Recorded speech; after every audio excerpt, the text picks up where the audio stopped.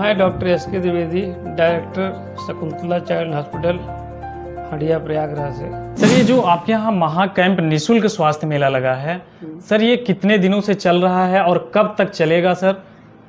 ये 5 फरवरी से चल रहा है, 8 फरवरी तक चलेगा।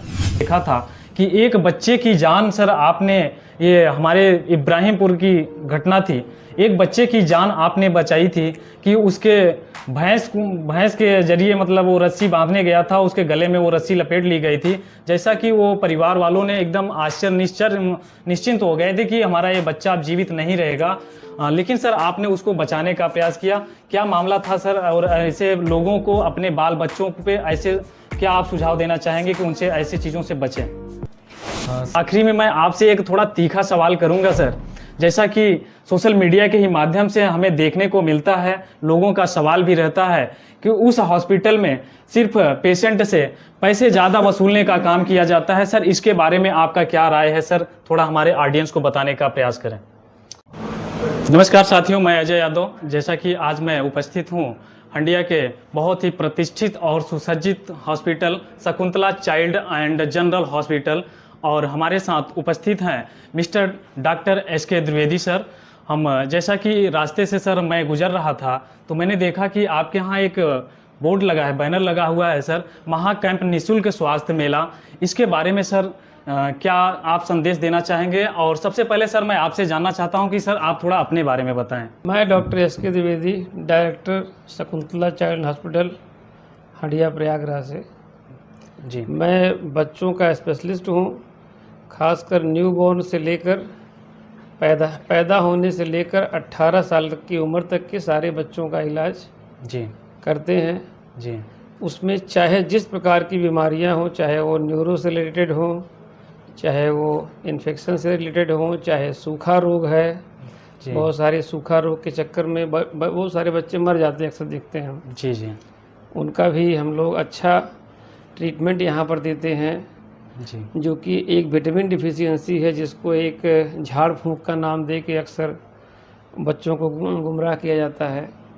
सर ये जो आपके यहाँ महा कैंप निःशुल्क स्वास्थ्य मेला लगा है, सर ये कितने दिनों से चल रहा है और कब तक चलेगा सर? ये 5 फरवरी से चल रहा है, 8 फरवरी तक चलेगा। जी, जी, जी, इसमें ये है कि एक हमारा एम था कि बहुत सारे पेशेंट लाभान्वित नहीं हो पाते, पर चाहे उनकी पैसों की वजह हो जी, जी, या उनके पास कोई चीज़ की कमी इतनी हो रही हो कि अच्छे अस्पताल में दिखा नहीं पाते हैं। जी, जी, इसलिए ये था कि एक आसपास के भाई बंधुओं को कहीं ना कहीं हम कुछ लाभ दें, और इसी में से कई ऐसी बीमारियां हैं जो सामने निकल कर आती हैं कि जिनका इलाज बड़ी मुश्किल से होता है।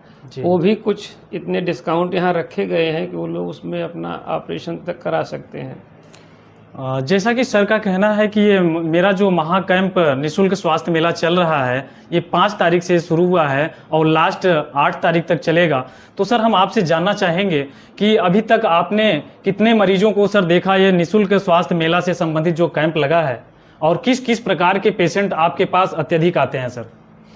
अभी तक लगभग 3 दिनों में आज करीबन 500-600 से ऊपर मरीज देखे जा चुके हैं। जी, जी, जिसमें ज़्यादातर पीडियाट्रिक एज ग्रुप के हैं, जी, गठिया रोग के आए हैं, जी, जी, और जिसमें कई डिफ़िकल्ट ऑपरेशन से रिलेटेड लोग पहुंचे हैं, जैसे इंग्वाइनल, पीडियाट्रिक की इंग्वाइनल हर्निया है, जी, और साथ में कॉम्प्लिकेटेड अम्बिलिकल हर्निया के पेशेंट हैं, जी, जिनका बहुत दिनों से वो लोग सर्जरी कराने के बारे में सोच रहे हैं पर करा नहीं पा रहे थे। जी, जी, आज इससे भाई कि डिस्काउंट है, इतना है तो हम लोग करा लें। बहुत ज़्यादा सर्दी खांसी के पेशेंट, LRTI URTI के पेशेंट ज़्यादा हैं। जी, सर उनके बारे में, इन पेशेंटों के बारे में आप कुछ ऐसा सुझाव दीजिए कि वो अपने ऐसे सुझाव से, आपके सुझाव से वो अपने इस बीमारी से ग्रसित ना हो पाएँ और खुद मतलब कुछ उससे बच पाएँ। उसके बारे में क्या आप सुझाव देना चाहेंगे सर?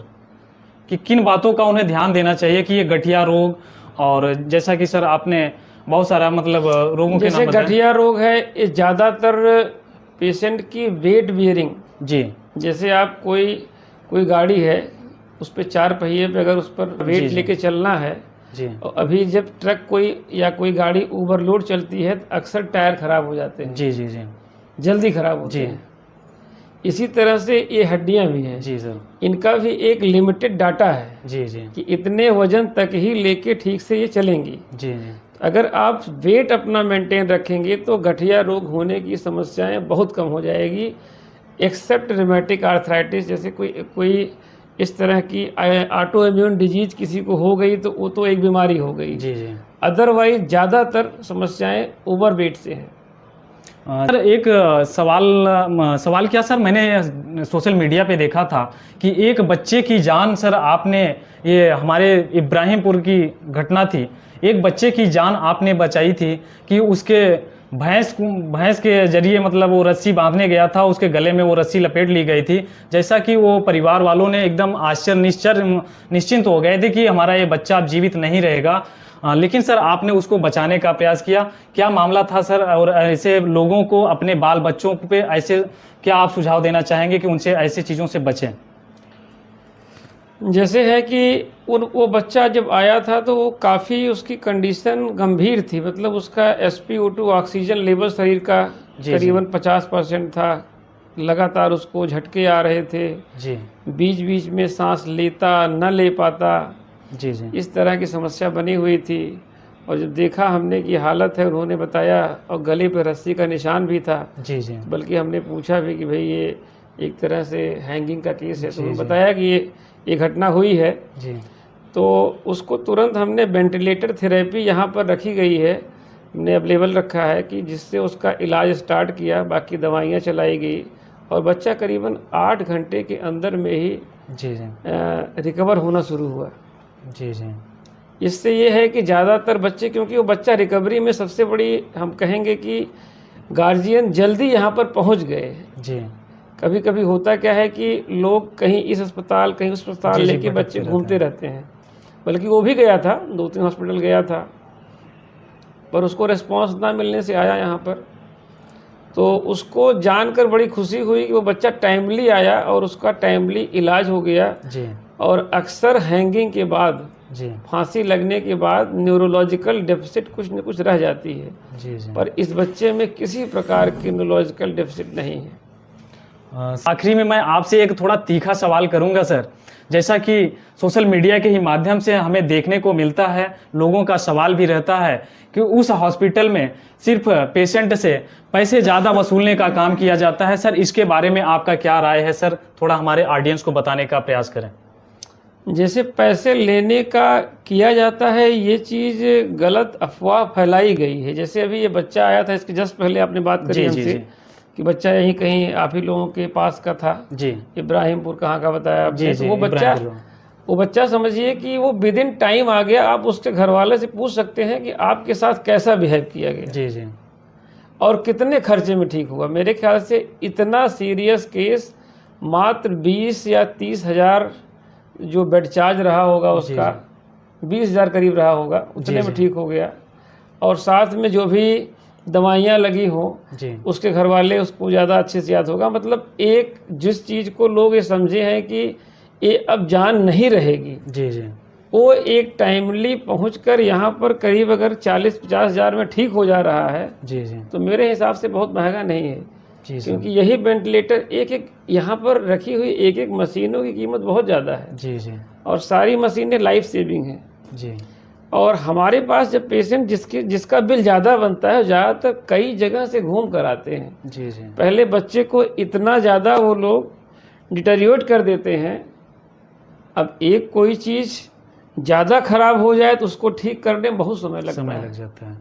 जब समय ज़्यादा लगेगा तो स्टे ज़्यादा बढ़ेगा, तो उसका पेमेंट ज़्यादा बढ़ेगा। जी जी ज़्यादातर जो एक बार यहाँ दिखा लेता है उसके बाद रेगुलर जब दिखाता रहता है तो हमको लगता है कभी वो भर्ती ही नहीं होता। जी जी जी OPD फीस तो बहुत कम है यहाँ पर, जी सर। 100-150 रुपये मात्र OPD फीस रखी गई है अस्पताल की, जिसमें हम मेरे ख्याल से कुछ नहीं लेते।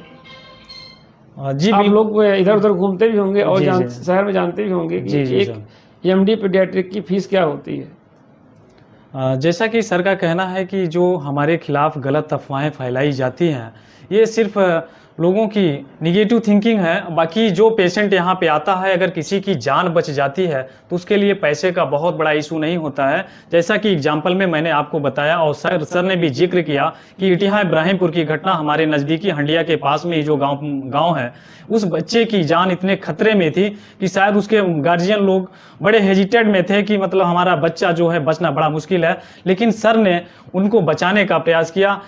इसीलिए एक डॉक्टर को भगवान का रूप दर्जा दिया जाता है। इन्हीं सब बातों के साथ मैं डॉक्टर साहब का आभार प्रकट करता हूं कि आपने हमारे इस वीडियो में इतना समय दिया और अपना अमूल्य टाइम दिया, इसलिए आपका बहुत बहुत धन्यवाद। और हमारे इस वीडियो के जरिए अगर कोई भी आते हैं, अगर सर से जिक्र करते हैं तो पूरी सेवा जो भी उनको सुविधाएं हैं वो हमारे डॉक्टर साहब करने के लिए तत्पर हैं।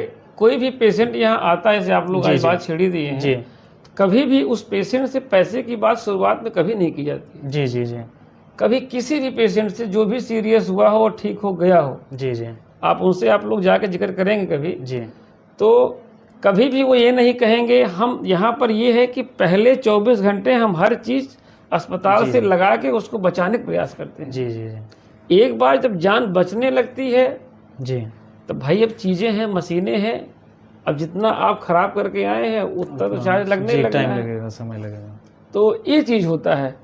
ज़्यादातर कभी कभी कुछ लोगों को देखिए, अब जहाँ पर जैसे आईसीयू है, जी सर, आईसीयू का मतलब होगा, वेंटिलेटर का मतलब है लाइफ सेविंग मशीन। जी आप जब वेंटिलेटर पे जाएंगे तो 100% कभी भी रिजल्ट नहीं आएगा। जी जी जी। भाई 100 लोग का इलाज करेंगे तो 60 ठीक होंगे, 40 ठीक नहीं होंगे, क्योंकि वो लास्ट चांस है। जी जी अगर आज के 10 साल पहले जब वेंटिलेटर नहीं था जी, तो क्या होता था, भाई आप ले जाओ वहाँ दिखा लो, जी जी शहर ले चले जाओ, लखनऊ ले चले जाओ, मुंबई ले चले जाओ, दिल्ली ले चले जाओ, तो बच्चा जाते जाते रास्ते में एक्सपायर हो जाता था। जी। जैसा कि सर ने बहुत ही सही बात कही कि अगर कोई भी चीज़ें अगर ज़्यादा ख़राब हो जाती हैं तो उसको सही करने में कुछ वक्त लगता है, समय लगता है। और इन्हीं सब बातों के साथ मैं इस वीडियो को समाप्त करता हूं। जैसा कि सर ने बहुत अपना अमूल्य टाइम दिया, जो कि हमारे सर ने शिशु एवं बाल रोग के विशेषज्ञ हैं कि सर को बड़ा समय लगता है वक्त निकालने में, और बहुत ही अमूल्य समय निकाल के सर ने हमारी इस वीडियो में आए और अपनी बातों को रखें। इन्हीं सब बातों के साथ मैं आप सभी का हृदय की गहराइयों से धन्यवाद और आभार प्रकट करता हूं। बहुत बहुत धन्यवाद सर।